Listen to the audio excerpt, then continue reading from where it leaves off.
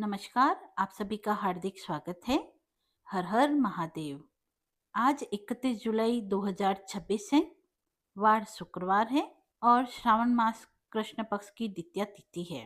विक्रम संवत 2083 है।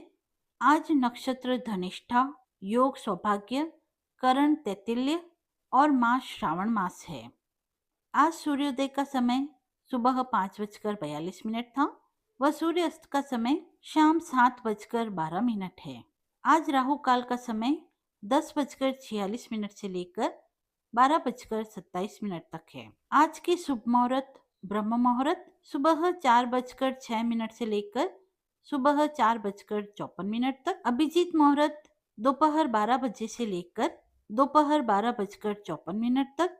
गोधूली मुहूर्त शाम 6:48 से लेकर 7:36 तक। यह था आज का पंचांग। आइए अब प्रारंभ करते हैं श्रावण मास महात्म्य अध्याय 2। श्रावण मास के विहित कृत्य। ईश्वर बोले, हे महाभाग, आपने उचित बात कही है। हे ब्रह्मपुत्र, आप विनम्र, गुणी, श्रद्धालु तथा भक्ति संपन्न श्रोता है। हे अनघ, आपने श्रावण मास के विषय में विनम्रता पूर्वक जो पूछा है उसे तथा जो नहीं पूछा है वह सब अत्यंत हर्ष तथा प्रेम के साथ मैं आपको बताऊंगा। द्वेष न करने वाला सबका प्रिय होता है और आप उसी प्रकार के विनम्र हैं, क्योंकि मैंने आपके अभिमानी पिता ब्रह्मा का 5वां मस्तक काट दिया था, तो भी आप उस द्वेष भाव का त्याग करके मेरी शरण को प्राप्त हुए हैं। अतः हे तात, मैं आपको सब कुछ बताऊंगा। आप एकाग्रचित होकर सुनिए। हे योगिन, मनुष्य को चाहिए कि श्रावण मास में नियम पूर्वक नक्त व्रत करे और पूरे महीने पर प्रतिदिन रुद्राभिषेक करें। अपनी प्रत्येक प्रिय वस्तु का इस मास में त्याग कर दें। पुष्पों, फलों, धान्यों, तुलसी की मंजरी तथा तुलसी दलों और बिल्व पत्रों से शिव जी की लक्ष्य पूजा करनी चाहिए। 1 करोड़ शिवलिंग बनाना चाहिए और ब्राह्मणों को भोजन कराना चाहिए। महीने भर धारण पारण नामक व्रत अतः उपवास करना चाहिए। इस मास में मेरे लिए अत्यंत प्रीतिकर पंचामृत अभिषेक करना चाहिए। इस मास में जो जो शुभ कर्म किए जाते हैं वह अनंत फल देने वाले होते हैं। हे मुन्ने, इस माह में भूमि पर सोएं, ब्रह्मचारी रहें और सत्य वचन बोले। इस मास को बिना व्रत के कभी व्यतीत नहीं करना चाहिए। फलाहार तथा हविष्यायन ग्रहण करना चाहिए। पत्ते पर भोजन करना चाहिए।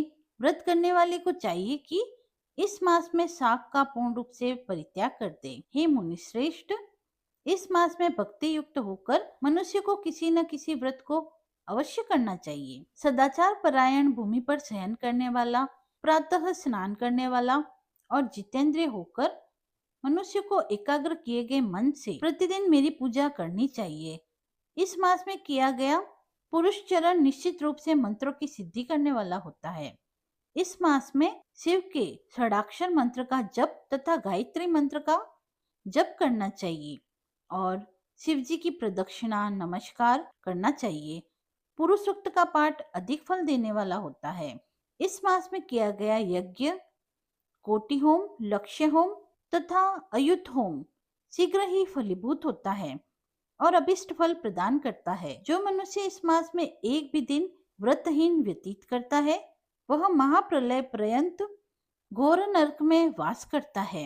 यह मास मुझको जितना प्रिय है उतना और कोई मास नहीं।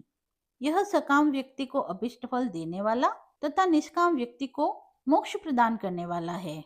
हे ऋषि, इस मास में जो व्रत तथा धर्म है उन्हें मुझसे सुनिए। रविवार को सूर्य व्रत, सोमवार को मेरी पूजा और नक्त भोजन करना चाहिए। श्रावण के प्रथम सोमवार से आरंभ करके 3.5 महीने तक रोटक नामक व्रत किया जाता है। वह सभी वांछित फल प्रदान करने वाला है। मंगलवार को मंगला गौरी का व्रत, बुध बृहस्पति के दिन बुध और बृहस्पति का व्रत, शुक्रवार को जीवंतिका का व्रत और शनिवार को हनुमान तथा नरसिंह का व्रत करना बताया गया है। हे मुने, अब तिथियों में किए जाने वाले व्रतों का श्रवण करो।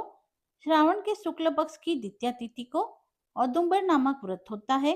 श्रावण के शुक्ल पक्ष की तृतीया तिथि को गौरी व्रत होता है। इसी प्रकार शुक्ल पक्ष की चतुर्थी तिथि को दुर्वा गणपति नामक व्रत किया जाता है। हे मुने, उसी चतुर्थी का दूसरा नाम विनायक चतुर्थी भी है। शुक्ल पक्ष में पंचमी तिथि नागों के पूजन के लिए प्रशस्त होती है। हे मुनि श्रेष्ठ, इस पंचमी को रौरव कल्प आदि नाम से जानिए। षष्ठी तिथि को सुपोदन व्रत, सप्तमी तिथि को शीतला व्रत होता है। अष्टमी तथा चतुर्दशी तिथि को देवी का पवित्र रोपण व्रत होता है। इस माह के शुक्ल पक्ष तथा कृष्ण पक्ष की दोनों नवमी तिथियों को नक्त व्रत करना चाहिए। शुक्ल पक्ष की 10वीं तिथि को आशा नामक व्रत होता है। इस मास के दोनों पक्षों में दोनों एकादशी तिथियों को इस व्रत की कुछ और ही विशेषता मानी गई है। श्रावण मास के शुक्ल पक्ष की द्वादशी तिथि को श्री विष्णु का पवित्रारोपण व्रत बताया गया है। इस द्वादशी तिथि में भगवान श्रीधर की पूजा करके मनुष्य परम गति को प्राप्त करता है। उत्सर्जन, उपाकर्म, सभा द्वीप, सभा में उपाक्रम, इसके बाद रक्षाबंधन, पुनः श्रवणाक्रम, सर्पबलि और हयग्रीव का अवतार, ये 7 कर्म पूर्णमासी तिथि को करने हेतु बताए गए हैं। श्रावण मास के कृष्ण पक्ष में चतुर्थी तिथि को संकष्ट चतुर्थी व्रत कहा गया है और श्रावण के कृष्ण पक्ष की पंचमी तिथि के दिन मानव कल्प आदि नामक व्रत को जानना चाहिए। हे द्विजोत्तम, कृष्ण पक्ष की अष्टमी तिथि को कृष्ण का पूर्ण अवतार हुआ। इस दिन उनका अवतार हुआ, अतः महान उत्सव के साथ इस दिन व्रत करना चाहिए। हे मुनि श्रेष्ठ, इस अष्टमी को मनवा आदि तिथि जानना चाहिए। श्रावण मास की अमावस्या तिथि को पिठोरा व्रत करना चाहिए। इस तिथि में कुशा का ग्रहण और वृषभों का पूजन किया जाता है।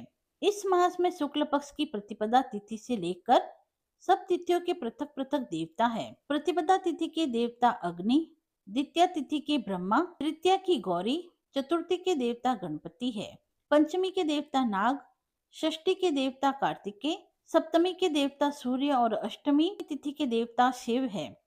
नवमी की देवी दुर्गा, 10वीं के देवता यम और एकादशी तिथि के देवता विश्वदेव कहे गए हैं। द्वादशी के विष्णु तथा त्रयोदशी के देवता कामदेव माने गए हैं। चतुर्दशी के देवता शिव, पूर्णिमा के देवता चंद्रमा और अमावस्या के देवता पितर हैं। ये तिथियों के देवता कहे गए हैं। जिस देवता की जो तिथि हो, उस देवता की उसी तिथि में पूजा करनी चाहिए। प्राय इसी मास में अगस्त्य का उदय होता है। हे मुने, मैं उस काल को बता रहा हूँ, आप एकाग्रचित होकर सुनिए। सूर्य के सिंह राशि में प्रवेश करने के दिन से जब 12 अंश 40 घड़ी व्यतीत हो जाती है, तब अगस्त का उदय होता है। उसके 7 दिन पूर्व से अगस्त को अर्घ प्रदान करना चाहिए। 12 मासों में सूर्य पृथक पृथक नामों से जाने जाते हैं। उनमें से श्रावण मास में सूर्य गभस्ती नाम वाला होकर तपता है। इस मास में मनुष्य को भक्ति संपन्न होकर सूर्य की पूजा करनी चाहिए। हे मुनि श्रेष्ठ, 4 मासों में जो वस्तुएं वर्जित है उन्हें सुनिए। श्रावण में शाक तथा भाद्रपद में दही का त्याग कर देना चाहिए।